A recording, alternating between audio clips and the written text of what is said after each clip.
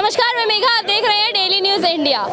कुछ दिन पहले जब सदन में वक्फ बोर्ड में संशोधन की बात चलती है तो पूरा विपक्ष विरोध करने लग जाता है। विपक्ष इल्जाम लगाता है कि मुसलमानों से उनके अधिकारों को छीना जा रहा है। अब एनडीए द्वारा जो बिल रखा गया जिसमें वक्फ बोर्ड में संशोधन की बात हुई, उसका जनता समर्थन करती है या नहीं करती है, आज हम वही जानेंगे। क्या नाम है? वीर नाम है मेरा। कैसे देखते हैं वक्फ बोर्ड में संशोधन जो हो रहे थे, आप उनका सपोर्ट करते हैं? मुझे लग रहा है कि वक्फ बोर्ड में जो संशोधन हो रहा है ना, इतना तगड़ा संशोधन हो रहा है, जो 44 संशोधन हो रहा है, अगर उनको डीप बताया जाए मुस्लिमों को तो मुस्लिम खुद ही उसका समर्थन करने लगेंगे। भारत में राज्यसभा, लोकसभा, पंचायत स्तर हर जगह पे महिलाओं को बढ़ावा दिया जा रहा है। तो वक्फ बोर्ड में 2 महिलाओं की जो जगह है उसको रिजर्व की जा रही है, तो क्या गलत किया जा रहा है? उसका तो सबको समर्थन करना चाहिए। सेम टाइम पे वक्फ बोर्ड का दूसरा चीज़ है रजिस्ट्री, यानी जमीन जितनी भी मिलेगी उसको अब रजिस्टर करना पड़ेगा। लखनऊ इमामबाड़ा में वक्फ बोर्ड की जो जमीन थी, लोगों ने ऐसे ही मतलब उस पर कब्जा कर लिया।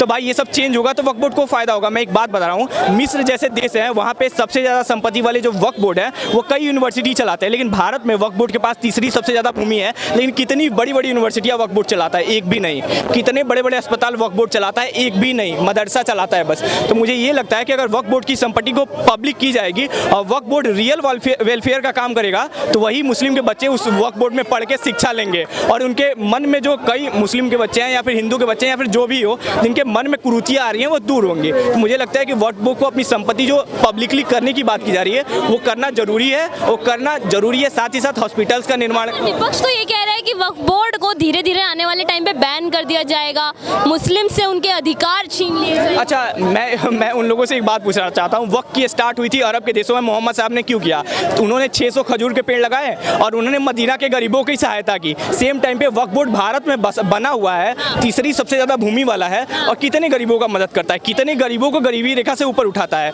अगर वो बिना काम का है तो उसे निरस्त कर दिया जाए, लेकिन अगर वो काम कर रहा है ग्राउंड लेवल पे, अगर यूनिवर्सिटी बना रहा है, स्कूल्स बना रहा है और स्वास्थ्य संगठन बनाए, जैसे कि हमारा पटना का हनुमान मंदिर 7 कैंसर अस्पताल चलाता है, कई ऑर्फेन चलाता है, कई भूखों को खिलाता है, अगर वैसे काम करे तो हम लोग तारीफ करेंगे वक्फ बोर्ड की। हमारे घर के बच्चे भी पढ़ने जाएंगे वक्फ बोर्ड में। आपको पर्सनली वक्फ बोर्ड से कोई तकलीफ है? नहीं, मैं तो वक्फ बोर्ड की तारीफ कर रहा हूँ कि जिस कॉन्सेप्ट पे वो बना है, अगर वो काम करे तो बहुत तारीफ के योग्य है। लेकिन जो उसमें बिचौलिया हैं, जो उसका फायदा उठाते हैं, जो उसमें मिलन भगत वाले जो अधिकारी हैं, जो उसका मतलब एकदम निरस्त कर दिए हैं, वक्फ बोर्ड बोलते हैं तो आपके दिमाग में क्या ख्याल आता है कि ऐसी संस्था जो संपत्ति छीनती है? लेकिन वक्फ बोर्ड के बोलने पे हमें ख्याल आना चाहिए कि ऐसी संस्था जो हमारे देश में बड़े बड़े यूनिवर्सिटी चलाती है, ऐसा कभी भी ख्याल नहीं आता है। लेकिन वही दूसरे जो अरब के मुस्लिम देश है, वहाँ का वक्फ बोर्ड वहाँ के जो पब्लिक संस्थाएं हैं वो चलाता है, NGO चलाता है, लोगों की मदद करता है। लेकिन भारत में वो सिस्टम फेलियर है। देखा जाए तो सर, अगर कहीं सबवे पे कोई मजार बनी होती है, हाईवेज पे मजार बनी होती है, रेलवेज पे मजार बनी होती है, तो वहाँ पे वक्फ बोर्ड आके क्लेम कर देता है कि ये हमारी